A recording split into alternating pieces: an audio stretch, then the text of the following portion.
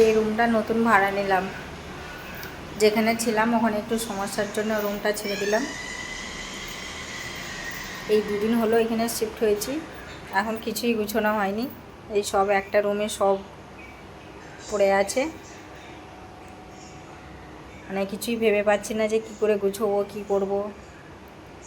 তারপরে যেখান থেকে ছেড়ে এলাম মানে ওখান থেকে সব ফার্নিচার এখনও আসেনি, সেটার জন্যে আমার গুছানো যাওয়া হয়নি।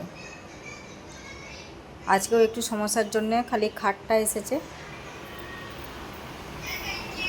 আর বাকি জিনিস এখন আসেনি, ওই জন্য এখন কিছুই গুছানো হয়নি। আর এই যে এত গরমের জন্য আবার আজকে একটা এসি নিলাম। আজকেই এসেছে, এখন এসিটা লাগানো হয়নি। মনে হচ্ছে কালকে মিস্ত্রি পাঠাবে, কালকে যতটা সম্ভব লাগানো হয়ে যাবে। এটা কুলার আছে কিন্তু ওতেও হচ্ছে না, প্রচণ্ড গরম তো, বুঝতেই পারছো সবই। ছেলে থাকতে পারছে না, তার জন্য এসিটা নেওয়া হলো। কী করব বলো, এসিটা নেওয়া হলো। এটা আমার ডাইনিং রুম, ছোট্ট পাড়া।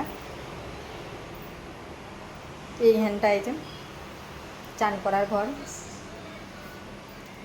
এখানে বাইরে ডাইনিং রুমে বেসিন, আর এই যে আমার এটা রান্নাঘর, যাকে বলে কিচেন। এটা একটু গুছিয়েছি হালকা করে, রান্না করে খেতে তো হবে, ওইটার জন্য একটু গুছানো হয়েছে। ঘর একদিন দুদিন না গোছালেও চলবে, কিন্তু রান্নাঘরটা তো ঠিক করতে হবে, ওটার জন্য রান্নাঘরটা একটু গুছানো হয়েছে। আর এই তো দেখতে পাচ্ছ সবই আমার কি অবস্থা হয়ে পড়ে আছে।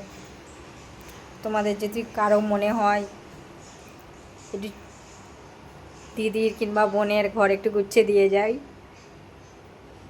আসো, এলে একটু ভালো হয়। কিন্তু কাউকে বলেই কি করব, কেউ আসতে চাইলেও তোমরা আসতে পারবে না আমি জানি, তবু বললাম। দেখো কি অবস্থা হয়ে আমার পড়ে আছে, আমায় তো দেখে যেন কান্না পাচ্ছে। কি করব, এখন 2-3 দিন লাগবে, গুছিয়ে নেব। এই গরমে তো প্রচণ্ড কষ্ট হচ্ছে, ওটার জন্য কিছু করতে পারছি না একভাবে, মানে গুছিয়ে নেব। আমার ঘর গুছানো হয়ে গেলে সাজানো ঘরের আবার একটা ভিডিও ছাড়বো, দেখো।